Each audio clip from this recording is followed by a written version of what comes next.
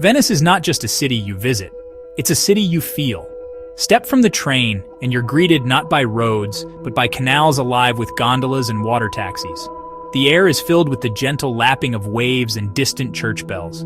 No cars, just footsteps echoing through narrow alleyways.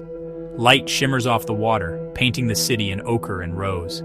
Getting lost here is essential. Every turn reveals a hidden garden, a tiny bridge, or a sunlit piazza. Venice defies logic, a city built on water, its palaces floating between sea and sky. It's a living museum and a vibrant home where laundry flutters above ancient streets and the scent of fresh seafood drifts from kitchens. To be in Venice is to slow down, to notice the intricate ironwork, the weathered stone lions, the golden light on the Grand Canal. Venice is an enchantment, a beautiful puzzle whose magic lingers long after you leave. Venice's story begins with survival, not grandeur. In the 5th century, as invaders swept across Italy, desperate refugees fled to the marshy lagoon. They drove thousands of wooden stakes into the mud, creating solid foundations where none existed. On these platforms, they built homes, defying nature and the odds. Life was harsh, but the water protected them, forging a resilient, close-knit community. Over centuries, these settlements merged into Venice, a city born from the sea. The Venetians became sailors and traders, not farmers, turning the water into their highway and shield.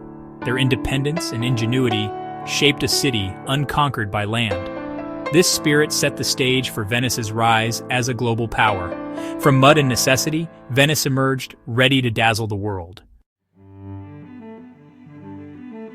Venice blossomed into La Serenissima, the most serene republic. Its strategic location made it the epicenter of global trade, with ships bringing spices, silks, and gems from east to west. The Rialto market buzzed with commerce, while merchant families built palaces along the Grand Canal.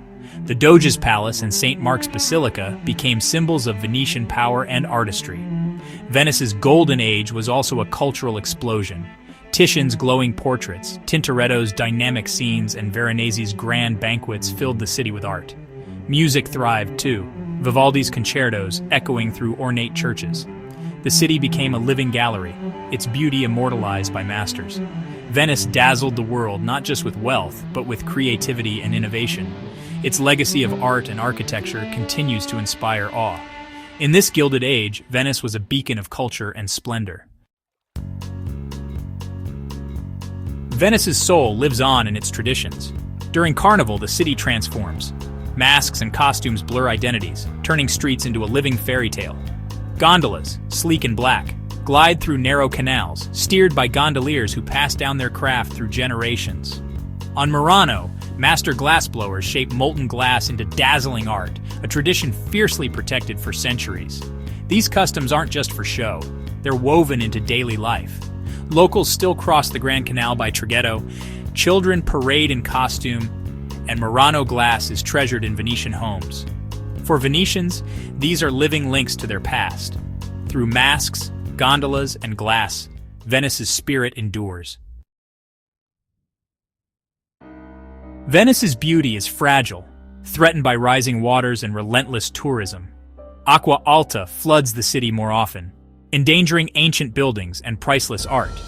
Crowds strain narrow streets, and soaring costs push locals away, risking Venice becoming a museum instead of a home. Yet Venetians fight back, with engineering marvels like the Moe's floodgates and efforts to preserve traditions. Artisans keep heritage alive and community groups promote sustainable tourism. The city's resilience is legendary. Venice has always defied the odds. Its future is uncertain, but its people are determined to protect their floating jewel. Venice's story is one of hope, ingenuity, and enduring magic.